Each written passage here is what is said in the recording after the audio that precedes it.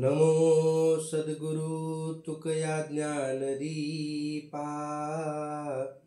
नमो सद्गुरु सच्चिदानंद रूपा। नमो सद्गुरु भक्त कल्याण मूर्ती। नमो सद्गुरु भास्करा पूर्ण कीर्ती। मनोनी जाणितेने गुरु भजिजे, तेने कृतक कार्य होईजे। जैसे मूळ सिंचने सहजे, शाखा पल्लव संतोषती। नमस्कार मित्रांनो, आज या ठिकाणी आपण सुंदर प्रकारचं प्रवचन करणार आहोत आणि त्या प्रवचनाला घेतलेली ओवी ज्ञानेश्वरीमधील पहिल्या अध्यायामधील 25वी ओवी आहे. आणि ही ओवी फार महत्त्वाची आहे. की महत्त्वाची असं म्हणण्याचं कारण काय, की ज्ञानेश्वर महाराज ही ओवी अनुभवाने सांगतात आणि अनुभवाने सांगण्याला फार महत्त्व असतं. ज्ञानेश्वर महाराज जसं अनुभवाने सांगतात त्याचप्रमाणे की खऱ्या अर्थानं जीवन जगत असताना सद्गुरूंची गरज काय आहे, जीवनामध्ये गुरु असावा का, आणि जर असेल तर खऱ्या अर्थानं कशा प्रकारे असावा, या अनेको प्रश्नांचं उत्तर देणारा, अनेको शंकेचं निरसन करणारी ही ओवी, ही खऱ्या अर्थानं या ओवीमध्ये आपण चिंतन करणार आहोत. की जसं म्हटलं जातं की जे अनुभवयुक्त कथन असतं आणि तेच खरं ब्रह्मज्ञान आहे, तीच खरी देवाची ओळख आहे. आणि ती जर देवाची ओळख करायची असेल तर कशा प्रकारे सद्गुरूला शरण गेलं पाहिजे, कोणत्या प्रकारचा सद्गुरू केला पाहिजे, की या गोष्टींचा उलगडा आपण या प्रवचनामध्ये करणार आहोत. या नावे अद्वैत ब्रह्मज्ञान अनुभवा वाचून बडबडते. म्हणून अनुभवाला महत्त्व आहे. ज्ञानेश्वरी वाचण्यात महत्त्व का, ज्ञानेश्वरीतील ओवीचा अनुभव घेण्यात महत्त्व आहे, तर एखाद्या ओवीचा अनुभव येण्यात महत्त्व आहे. कारण नामदेव महाराज देखील तेच सांगतात, नामा म्हणे श्रेष्ठ ग्रंथ ज्ञानदेवी, एकतरी ओवी अनुभवावी. की नरदेहाला आलेल्या जीवाने ज्ञानेश्वरीची पारायणे करावी, त्यापेक्षा पाठ करावी, त्यापेक्षा एखाद्या तरी ओवीचा अनुभव घ्यावा. व तो अनुभव घेण्यासाठी प्रवचनाकरता ही घेतलेली ओवी फार महत्त्वाची आहे. कारण प्रवचनासाठी घेतलेली जी ओवी आहे त्या ओवीत मनोनी जो शब्द घातलेला आहे तो शब्द फार महत्त्वाचा आहे. कसा महत्त्वाचा आहे असं जर तुम्ही म्हणाल तर आपण त्या शब्दाबद्दल थोडा विचार करू. की मनोनी म्हटल्यावर का मनोनी असा सहज प्रश्न येतो. आणि त्या प्रश्नाचे उत्तर असे आहे की सद्गुरू वाचून मनुष्य कृतकृत्य होत नाही, म्हणून मनुष्याला सद्गुरू करता येतो. म्हणून की आजपर्यंत तुम्ही सद्गुरू न केल्यामुळे अनंत जन्म फिरत बसलात. म्हणून माणसाला जन्ममरणापासून पार जर पडायचं असेल तर म्हणून सद्गुरू उच्च स्थितीला प्राप्त करतात. म्हणून स्वप्रयत्नाने जन्ममरणापासून पार पडता येत नाही. सद्गुरू वाचून संसारात सोडवणारा कोणी नाही आणि जगतात सद्गुरू वाचून कोणी श्रेष्ठ नाही. सद्गुरू मोक्षाचा डोळा उघडू शकतो आणि सद्गुरूच्या कृपेने मी पूर्ण काम झालो. आणि म्हणून हा शब्द फार महत्त्वाचा आहे. का चिंतामणी झाली हाती, सदा विजय वृत्ती मनोरथी. तैसा मी पूर्ण काम निवृत्ती, ज्ञानदेव म्हणे. सद्गुरू हे ईश्वरापेक्षाही श्रेष्ठ आहेत, नव्हे ब्रह्मापेक्षा श्रेष्ठ आहेत. तुम्ही जर कसे म्हणाल तर ब्रह्म बोलतच नाही, ईश्वर मायेतून पार पाडत नाही, तर माईक देतो, परंतु सद्गुरू मायेतून तारून नेतो. सद्गुरू वाचोनी संसारी तारक, नसेची निष्ठंक आन कोणी. मनुष्याला मायारूपी नदीतून सद्गुरू वाचून कोणीच तारून नेत नाही. आणि असंच ज्ञानेश्वर महाराज सांगतात, ज्ञानदेव म्हणे तरलो तरलो, आता उद्धारिलो गुरुकृपे. याकरता की मुमुक्षने सद्गुरूचे आज्ञेचे पालन करावे. आता बघा, नोकराला मालकाची आज्ञा पाळावी लागते, पत्नीला पतीची आज्ञा पाळावी लागते, भक्ताला देवाची आज्ञा पाळावी लागते आणि मुमुक्षला सद्गुरूची आज्ञा प्रमाण असते. परंतु पामर रांडेच्या आज्ञेत वागत असतो, विषयी बायकोच्या आज्ञेत वागत असतो आणि मुमुक्षू सद्गुरूच्या आज्ञेत वागत असतो आणि म्हणून तो जीवनामध्ये कृतकृत्य होत असतो. आता आपल्याला कृतकृत्य व्हायचं असेल तर इतरांच्या आज्ञेत वागू नये, तर सद्गुरूंच्या आज्ञेत वागावे. कारण इतर देहाला गुरुच नाही आणि नरदेहाला आलेल्या जीवाला सद्गुरू वाचून कृतार्थता प्राप्त होत नाही. आणि म्हणून माऊली ज्ञानोबाला सांगतात, मनोनी जाणिते न गुरु भजिजे, तेने कृतकार्य होईजे.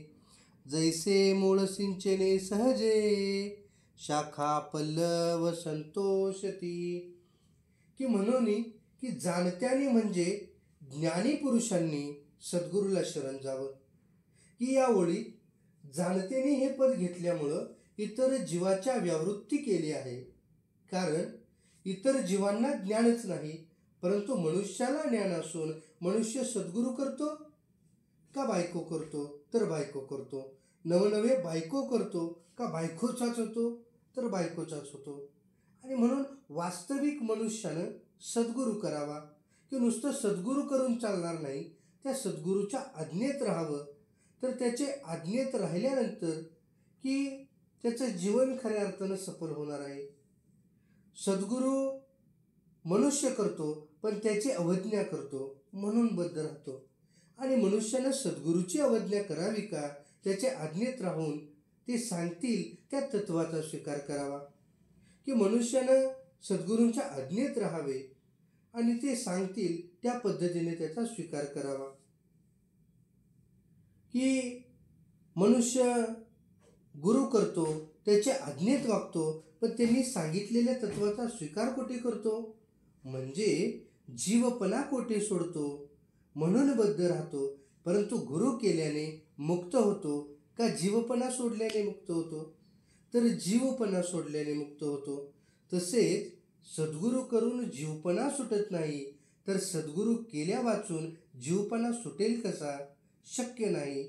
म्हणून मनुष्यानं गुरु करावा आणि जीवपणा सोडावा, म्हणजे जन्ममरणाचे दुःख निवृत्त होते. परंतु डोळा उघडले वाचून जीवपणा सुटत नाही. डोळ्यांचा डोळा उघडीला जेणे, स्वानंदाचे लेणे लेवविले. म्हणून बाईनं नवऱ्याला नमस्कार करावा, भक्ताने देवाला नमस्कार करावा आणि मुमुक्षाने सद्गुरूला नमस्कार करावा. बायकोला नवरा सेव्य, भक्ताला देव सेव्य आणि मुमुक्षाला सद्गुरू सेव्य आहे. की नवऱ्याचे सेवेने बायकोला देवावर सत्ता प्राप्त करता येते. तुका म्हणे पतिव्रता, त्याची देवावरी सत्ता.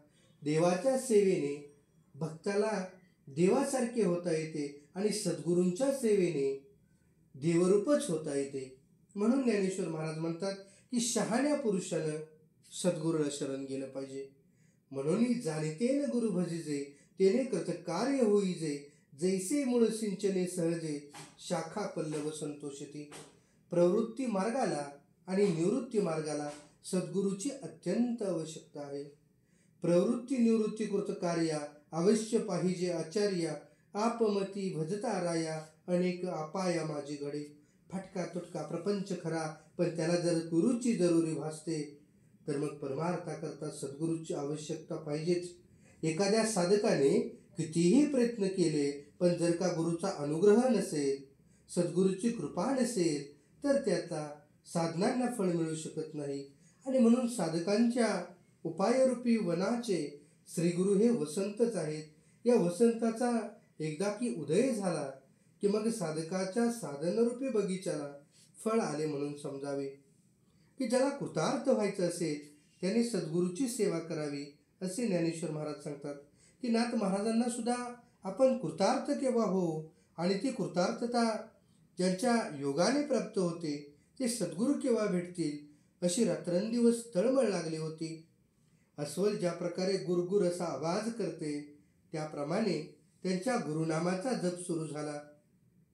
प्रत्यक्ष सद्गुरून भेटता, मनेची पूजा गुरुनाथा, परमादरे पूजा करिता, प्रेम तत्वता न सांडे, सद्गुरु भेटावया कारणे, हिंडे तीर्थे तपोवने, गुरुन विसंबे मने, नित्य विधीने आचरिता, सद्गुरु प्राप्तीची या काजा, लहान थोरांची करी पूजा, अत्यादरे मानी द्विजा, गुरु मज भेटावा, अस्वलाची या परी, गुरुनामाचा जप करी, गुरु वाचेनी निरंतरी, चिंता न करी आनाची.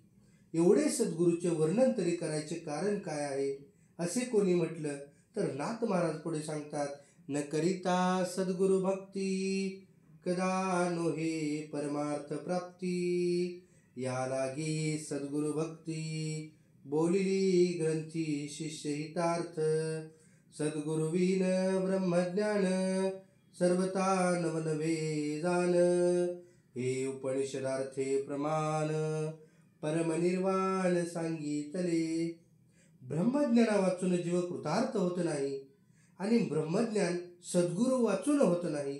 म्हणून गुरु तेथे ज्ञान, ज्ञानिया आत्मदर्शन, दर्शने समाधान अति जैसे. की परंतु मनामध्ये प्रश्न पडला असेल की गुरु नक्की म्हणायचं कुणाला, गुरुत्वाची लक्षणं कोणती, या प्रश्नांचा विचार करणं आवश्यक आहे. जगात स्वतःच गुरु म्हणून घेणारे पुष्कळ दिसून येतात, त्याचबरोबर अशांना गुरु समजणारेही पुष्कळ असतात. परंतु एवढ्यानेच त्यांना गुरुत्व प्राप्त होते का? ग्रंथांतरी गुरुचे अनेक प्रकार सांगितले आहेत. मंत्रगुरु, तंत्रगुरु, यंत्रगुरु, राजगुरु, कुलगुरु, विद्यागुरु, असदगुरु, यातीगुरु, मातागुरु, पितागुरु, देवगुरु, जगद्गुरु, सप्नगुरु, दीक्षागुरु, प्रतिमागुरु, आपला आपण गुरु इत्यादी गुरुचे प्रकार आम्हाला या संसारामध्ये आढळतात. आणि कुठं कुठं अजून 12 प्रकारचे गुरु सांगितले आहेत. धातुरवादी गुरु, चंदन गुरु, विचार अनुग्रह गुरु, परीस गुरु, कच्छप गुरु, चंद्र गुरु, दर्पण गुरु, छायानिधी गुरु, दाननिधी गुरु, क्रौंच गुरु, सूर्यकांत. हे गुरुचे खऱ्या अर्थानं की 12 प्रकार आम्हाला काही ठिकाणी सांगितलेले आहेत. पण एकनाथ महाराजांनी भागवत स्कंद नंबर 11 मध्ये की 3 गुरूंचे आणखी काही प्रकार सांगितले आहेत.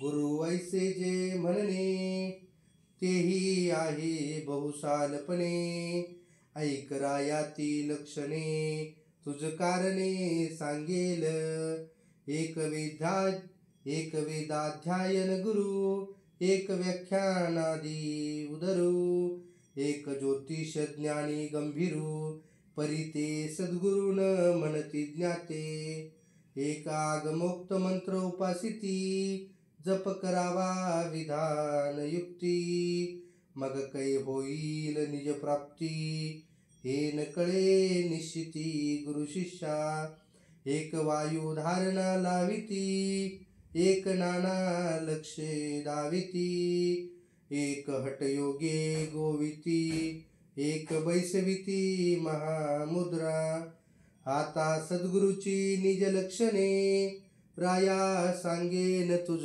कारणे, जे ऐकता अंतकरणे, सुखी होणे सद्भावे, तरी जो काया वाचा मने, अति कृपाळू दिना कारणे, तोडी शिष्याची भवबंधने, उठवी ठाणे अहंकाराचे.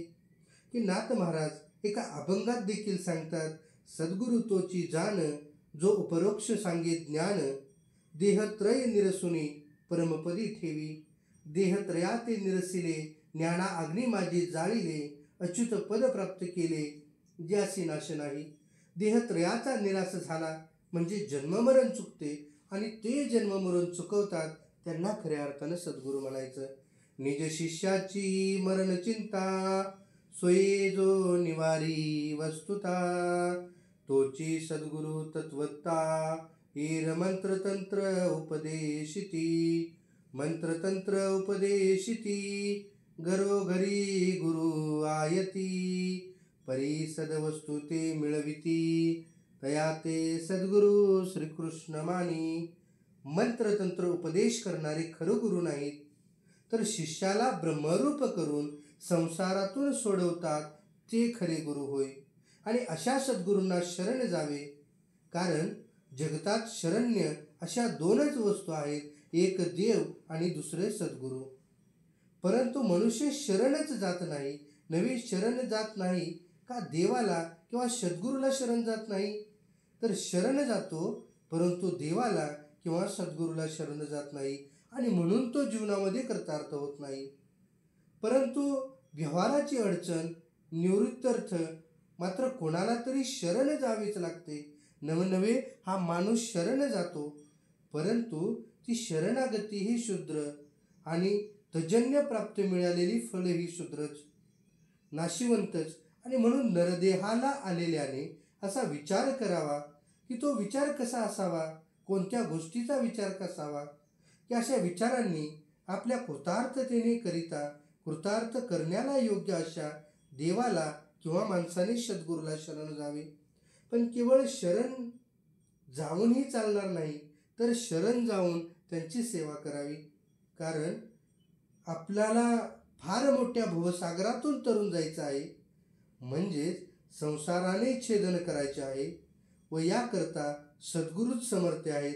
आणि हेच नाथ महाराज सांगतात, संसार छेदावया बंधन करावे सद्गुरु सेवन, सद्गुरु सेवा ते भजन, गुरु आम्हा भिन्न भावो नाही, गुरु सेवे होनी वरुता उपाय नाही परमार्था, हे सत्य सत्य माझी वार्ता वेदशास्त्रथा समंत, न सेविता सद्गुरु चरण, सृष्ट्यासी नवे ब्रह्मज्ञान, त्या गुरुत्वाचे महिमान श्री नारायण स्वय सांगे. आणि म्हणून ज्ञानेश्वर महाराज प्रवचनाला घेतलेल्या ओवीत गुरु भजिजे म्हणजे गुरुची सेवा करावी असं म्हणतात. म्हणून जाणते न गुरु भजिजे तेने कृतकार्य होईजे, जैसे मूळ सिंचने सहजे शाखा पल्लव संतोषती. की सद्गुरूंना शरण आल्यानंतर खऱ्या अर्थानं तुमची आमची 84ची भटकंती संपणार आहे, जन्म मरणाचा फेरा चुकणार आहे, आम्हाला देवाची प्राप्ती होणार आहे हे तर सत्यच. पण त्याचबरोबर तुमचं आमचं जीवन ब्रह्मरूप होणार आहे, देवरूप होणार आहे. जेथे जातो तेथे तू माझ्या संगती चालविषयी हातू धरून या.